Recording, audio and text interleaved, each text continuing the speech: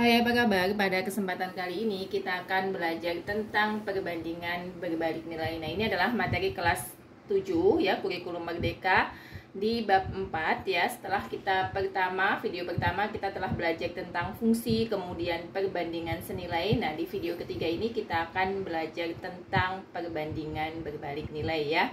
Nah, apa sih perbandingan berbalik nilai? Nih, ada di buku Kurikulum Merdeka halaman 142 ya. Perbandingan berbalik nilai itu adalah jika Y adalah fungsi X dan hubungan antara variabel X dan Y dapat dinyatakan dengan Y sama dengan A per X, maka dikatakan ya bahwa Y berbanding nilai dengan X. Jadi bentuknya adalah seperti ini ya. Jadi Y sama dengan A per X. Kalau kemarin di perbandingan senilai dikatakan bahwa apa? Y sama dengan A X. Nah, ini kalau berbalik nilai, kalau ini adalah senilai ya. Nah, di mana A-nya sendiri sama ya. A ini adalah konstanta pembanding, dengan A tidak boleh sama dengan 0 ya.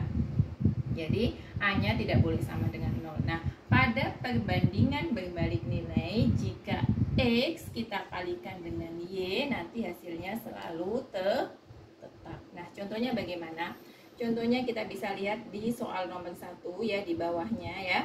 Diperlukan Y jam untuk berjalan sejauh 12 km. Jadi diperlukan Y jam ya untuk berjalan sejauh 12 km ya, dengan kecepatan X per jam. Dengan kecepatannya ini adalah kecepatan ya, kecepatan X per jam ya.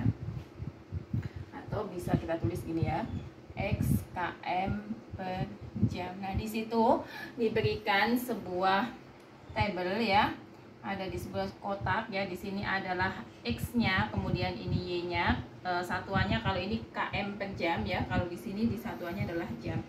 Nih untuk yang pertama, misalkan 1 ya.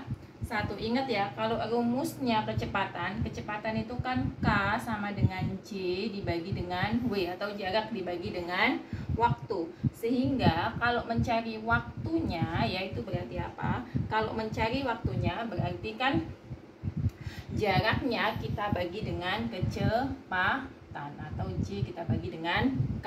Berarti kalau ini tadi ini kecepatan kan, X-nya adalah kecepatan dibagi dengan apa ini, Y-nya adalah jam. Berarti kalau kecepatannya ini berarti 12 ya. Kalau 2 berarti kan gini, dibagi ya jarak ya, jaraknya. Jadi ini kita bagi dengan apa? Kecepatannya. Jaraknya berapa? Berarti rumusnya menjadi seperti ini. Y kan, Y-nya itu kan jamnya kan, jam. Berarti kita mencari jamnya kan dalam kotak ini. Y sama dengan jaraknya 12, kita bagi dengan kecepatannya, atau kita bagi dengan X-nya. Berarti kalau Y-nya, X-nya 12, X-nya 2, berarti di sini adalah 6 ya kan. Nah, kalau X-nya 3, berarti kan 12 kita bagi dengan 3, berarti 4 ya kan. Nah, kalau X-nya 4 ya, berarti 12 kita bagi 4 adalah 3 ya. Nah, kemudian di situ kan ada 5. Kalau X-nya 5, berarti 12 kita bagi 5, berarti 2,4. Nah, kalau X-nya 6, berarti 12 kita bagi 6, 2 jam ya. Nah, ini seterusnya ya. Jadi, kotaknya akan bentuknya seperti ini. Jika X-nya 1 jam, Y-nya 12 jam ya. Jika jamnya cuma 2 ya, berarti Y sama dengan, jadi mengikuti ini ya. Nah, kemudian nyatakan X dan Y menggunakan persamaan. Berarti persamaannya adalah Y sama dengan 12 dibagi X, atau 12 per X. Nah, kita lanjut di halaman selanjutnya ya. Contoh soal lagi untuk mengetahui perbandingan senilai itu, berbalik nilai itu bagaimana. Di soal yang kedua ya, di halaman selanjutnya berarti 143, yang pertama, untuk nomor 1 sampai 3, nyatakan XY menggunakan persamaan. Selidikilah apakah Y berbanding terbalik dengan X.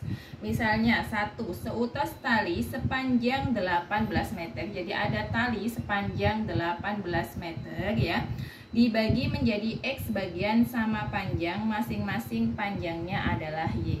Ada seutas tali, berarti panjangnya adalah Y. Dibagi, talinya itu 18 meter ya kan, dibagi dengan X ya. Dibagi dengan X, dibagi menjadi X ya.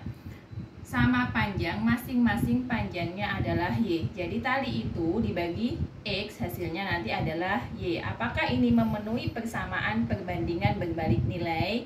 Iya. Kenapa? Karena bentuknya adalah mengikuti ini ya, A per X ya, dimana A-nya kalau ditanya A-nya adalah 18.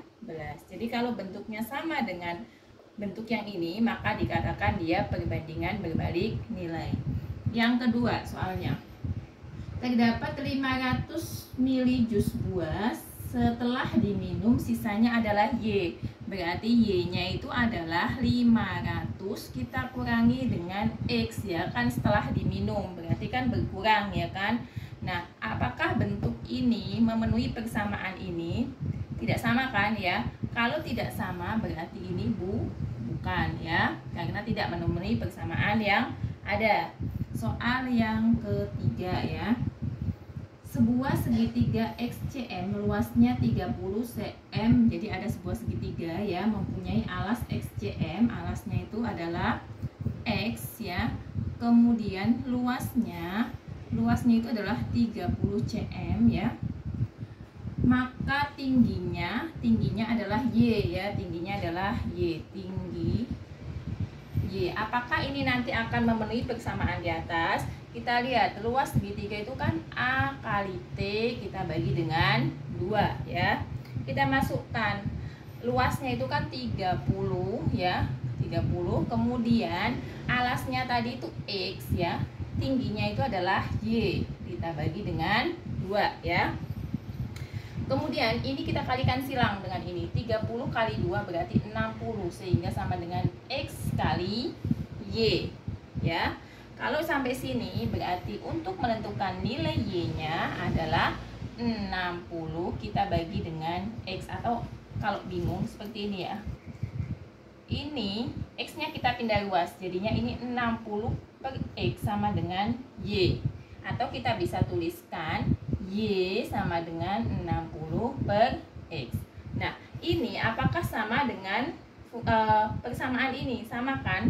Y sama dengan A per X ya, sehingga ini juga termasuk perbandingan berbalik nih nilai ya. Nah, kemudian kita cari lagi soal yang nomor 5 ya.